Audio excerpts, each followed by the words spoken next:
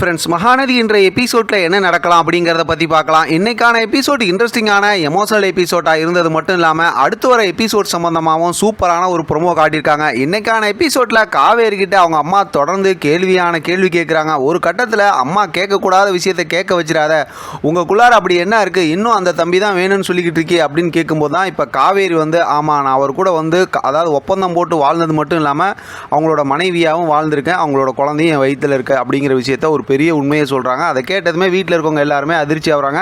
இது கிட்டத்தட்ட 2-3 நாளாக எபிசோடில் இதுதான் ஓடிக்கிட்டு இருக்குன்னு வச்சுக்கலாம். அதை கேட்டதுமே சாரதா அப்படியே உட்காந்துடுறாங்க. வீட்டில் இருக்கவங்க எல்லாருமே பதறி போகிறாங்க.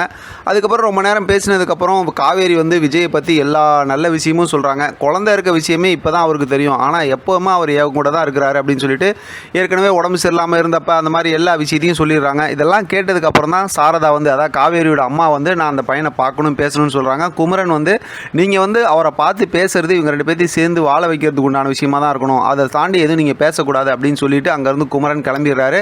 காவேரி உடனே ரூம்குள்ளார ஃபோன் அடிக்கிறாங்க. விஜய் எடுக்கலன்னதுமே வாய்ஸ் நோட் போடுறாங்க. இந்த மாதிரி அம்மா கிட்ட எல்லாம் சொல்லிவிட்டு நீங்கள் சீக்கிரமாக கிளம்பி வந்துருங்கன்னு சொல்லிட்டு ரொம்பவுமே சந்தோஷமாக இருக்காங்க. இப்போ காவேரியோட அம்மா பார்த்தோம் அப்படின்னாக்கா அவங்களுமே கவலையாக உட்காந்துருக்காங்க. அவள் ப்ரெக்னெண்ட்டாக இருக்கிறது தெரியாமல் நான் இந்த மாதிரிலாம் பேசிட்டேனே அப்படின்னு பாட்டிக்கிட்ட சொல்லிட்டு இருக்காங்க. பாட்டி இனிமேல் நீ கொஞ்சம் கவனமாக பேசு, எப்பயும் போல கோவமாக அப்படிலாம் பேசக்கூடாது அப்படிங்கிற மாதிரி சொல்லிட்டு இருக்காங்க. இப்போ சாரதா கொஞ்சம் ஃபீல் பண்ணாலும் இருந்தாலும் நான் அப்படி தான் பேசுவேன், இப்படி தான் பேசுவேன்னு சொல்லிட்டு கொஞ்சம் கோவமாக தான் பேசிகிட்டு இருக்காங்க. இப்போ கங்காவும் ஒரு பக்கத்து அவங்க அம்மாவுக்கு அட்வைஸ் பண்ணிட்டு இருக்காங்க. ஒரு கட்டத்தில் பார்த்தோம்னா நான் போய் ஜூஸ் போட்டு எடுத்து வரேன், உங்கள்கிட்ட கொடுக்குறேன், அவளுக்கு கொடு அப்படிங்கிற மாதிரி, அதாவது அவங்க காவேரியை அக்செப்ட் பண்ணிக்கிட்டாங்க அப்படிங்கிற மாதிரி சொல்லிட்டு அங்கேருந்து சாரதா எந்திரிச்சு போகிறாங்க. இதெல்லாம் காவேரி ரூம்குள்ளே இருந்து கேட்டுக்கிட்டு தான் இருக்கிறாங்க.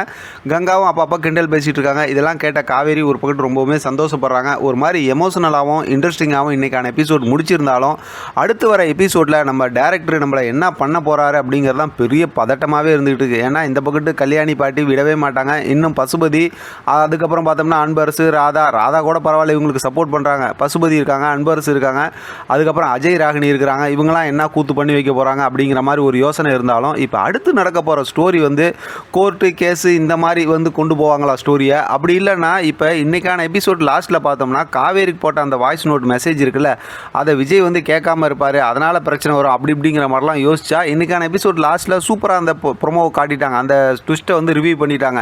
விஜய் அந்த வாய்ஸ் நோட்டை கேட்டு ரொம்பவே சந்தோஷமும் படுறாரு. அப்படிங்கும்போது உடனே கிளம்பி வர மாதிரி தான் இருக்கும். இப்போ நமக்கு என்ன ட்விஸ்ட் ஆகுதுன்னா, ஒருவேளை ஏதாவது ஆக்சிடென்ட் ஆகி விஜய்க்கு ஏதாவது பழசெல்லாம் மறந்து போகுது அப்படி இப்படிங்கிற மாதிரி ஒரு பெரிய பழைய ஸ்டோரியை எடுத்துகிட்டு அது மாதிரி எதுவும் நடந்துருமோ, அடுத்த ஹாஸ்பிட்டல் அப்படி இப்படிங்கிற மாதிரி கொண்டு போயிடுவாங்களோ அப்படிங்கிற மாதிரி தான் ரொம்பவுமே யோசிக்க தோணுது. ஏன்னா அந்த மாதிரி ஒரு ஸ்டோரியை கொண்டு வந்தால் தான் அடுத்து கதையை ஓட்டவே முடியும் அப்படிங்கிற மாதிரி நம்மளால் ஃபீல் பண்ண முடியுது.